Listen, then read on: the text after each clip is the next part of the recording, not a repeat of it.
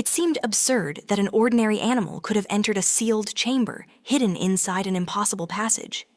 Yet the castle above them was collapsing. Demons were spitting acid at magical doors, and Cyndrial's sense of what counted as impossible had become less reliable by the moment.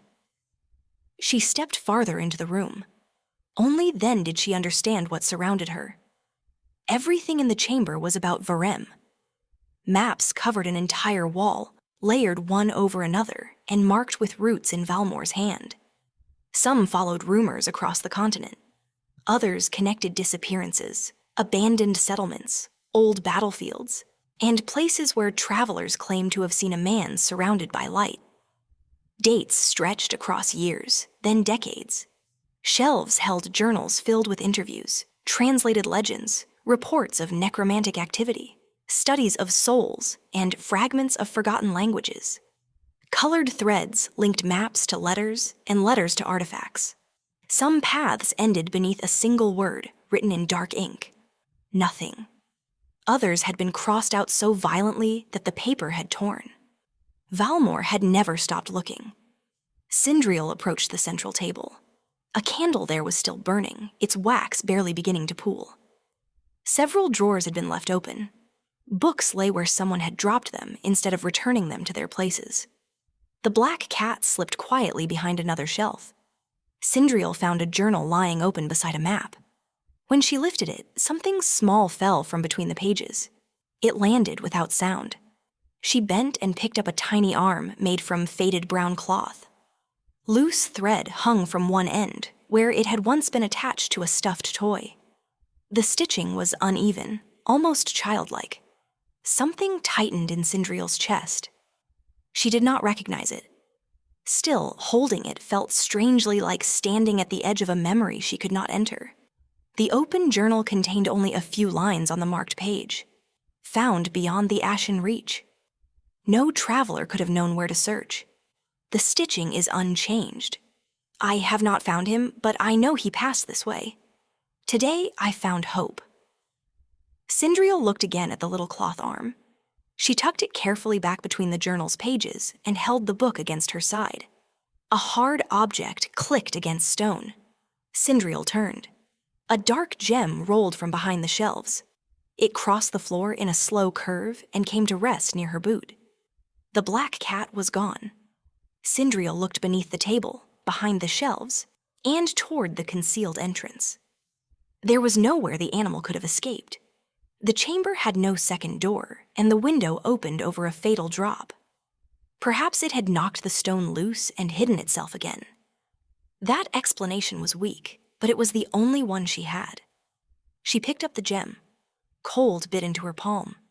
Not the ordinary cold of stone kept away from sunlight, but a deep, unnatural chill that seemed to reach her bones. Then something pulsed beneath her fingers. Once.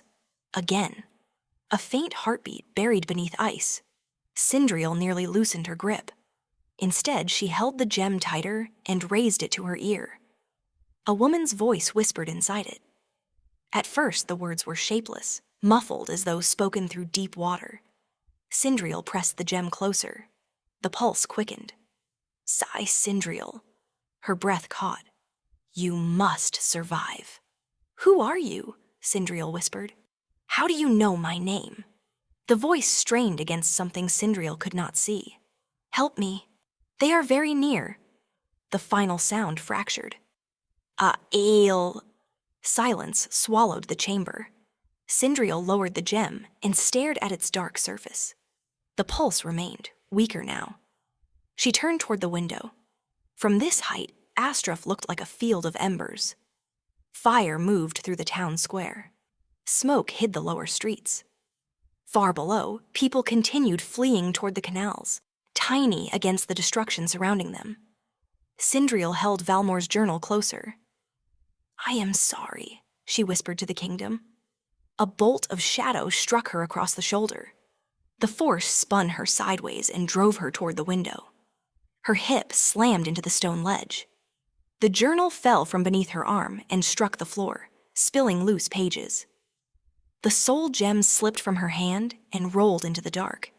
Cyndrial caught the edge of the window before her weight carried her through it. Pain spread down her arm, cold and numbing, but her muscles still answered. The spell had not been strong enough. A man stepped from between the shelves. Aelion! He wore the same face that had stood beside Valmore in council chambers and memorials, the same face Cyndrial had known since childhood. But shadow curled around his hands like smoke, gathering in the spaces between his fingers. His eyes moved past her to the fallen gem. Cyndrial dropped to one knee and reached for the scattered journal. The tiny cloth arm had slipped free again. She seized it and shoved it between the pages. "You fool," Aelion said. "You never belonged here." The words struck more deeply than the spell. By the time Cyndrial looked up, Aelion had the soul gem. He closed both hands around it. The faint heartbeat became frantic. Shadow traveled from the gem into Aelion's wrists. He inhaled as though drawing breath after years beneath water. "Put it down," Cyndrial said. Aelion smiled without looking at her. Valmore moved it again and again. She thought secrecy could protect what she did not understand. A crack appeared across the gem. Aelion's smile vanished. Darkness burst between his fingers. The gem fell and split along the crack, but instead of breaking apart, it opened like a wound. A cloud of shadow poured from it and rose above the floor. The chamber candles bent toward the darkness as if pulled by a wind that touched nothing else. The shadow gathered into the shape of a woman. She wore unfamiliar garments that moved like smoke around her body. Curved horns framed her face. For one brief, impossible moment, Cyndrial saw her own eyes looking back at her from an older, sharper face. Recognition flickered and vanished beneath the chaos. The woman turned on Aelion. "You have fed upon my soul long enough." She lifted one hand. Shadow struck Aelion across the chest and hurled him into a bookcase. Shelves split. Journals rained down around him. He rose before the last book fell, casting a bolt of darkness from both hands. The woman caught it against her palm. Her form shuddered. Pieces of her body streamed backward toward the open gem. Aelion had stolen enough of her power to wound her, but not enough to command it fully. She forced him back again, shadow coiling around his throat and shoulders. For a heartbeat, Cyndrial thought the woman would crush him. Then the chamber shook. A distant explosion rolled through the tower. Cracks spread across the ceiling. The woman's form flickered, thinning until Cyndrial could see the candles through her. She looked at Cyndrial. The anger in her face changed into something Cyndrial could not name. "Take me." Her body unraveled into ribbons of shadow. They rushed back into the gem, pulling the darkness from the room with them. The stone sealed around her soul, leaving one jagged scar across its surface. The gem rolled toward Cyndrial. She caught it, shoved it into the deepest inner pocket of her clothing, and forced Valmore's journal in beside it. The tiny cloth arm remained pressed between the pages. Aelion tore himself free of the broken shelves. His face had lost all pretense of calm. Cyndrial turned toward the hidden entrance. A second shadow blast struck her before she reached it. This time, the force lifted her from the floor and threw her backward. Her legs struck the window ledge. Her upper body passed into the open air. She caught the stone with both hands. For one desperate moment, she held herself there. Wind tore at her hair and clothing. The burning kingdom stretched below her, and beyond it waited the black water of the barred sea. Cyndrial pulled. Her elbows rose above the ledge. Aelion crossed the chamber. She looked up at the man Valmore had trusted until her final breath. He placed both hands against her shoulders. Then he pushed. The tower vanished above her. Cyndrial fell through smoke and cold night air. The sea rushed upward, black and endless. She could not breathe. She could not scream. For the briefest moment, she heard chimes. They were distant and delicate, nearly lost beneath the wind. Warmth spread through her chest like sunlight breaking through clouds on a winter morning. Light closed around her body. Then the sea struck, and Cyndrial knew nothing. The sea kept her.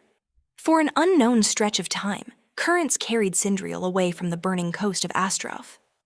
She drifted beneath rain and moonlight, unconscious within a faint warmth that refused to let her die.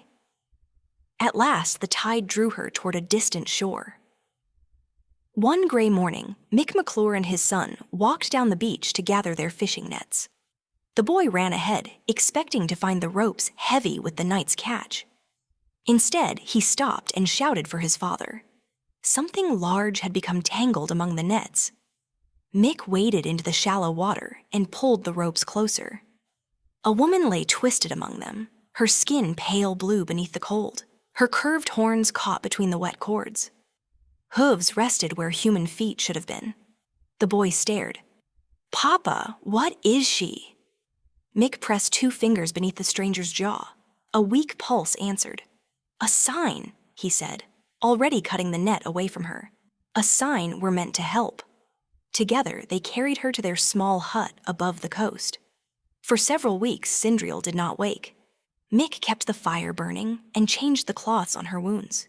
His son brought water, gathered herbs, and sat beside the makeshift bed whenever his father went to check the boats. They did not search the stranger's inner pockets. The journal and the scarred soul gem remained hidden against her body, untouched. Between the journal's pages, the tiny stuffed arm waited with them. Winter settled over the coast. One morning, Mick heard movement behind him. The stranger had opened her eyes. She tried to sit up and immediately winced. Confusion moved across her face as she studied the wooden walls, the fishing hooks, the low fire, and the man kneeling beside her bed. Mick kept his voice gentle. "You're safe. We found you in our nets." She looked toward the window, where a strip of gray sea showed beyond the frost. Something in the sight frightened her, though she could not explain why. Mick waited until she looked back at him. "What is your name?" The woman searched for an answer. She found fire, a tower, purple light, a man's hands against her shoulders. Then even those fragments disappeared. Her eyes filled with tears. "I don't know," she whispered.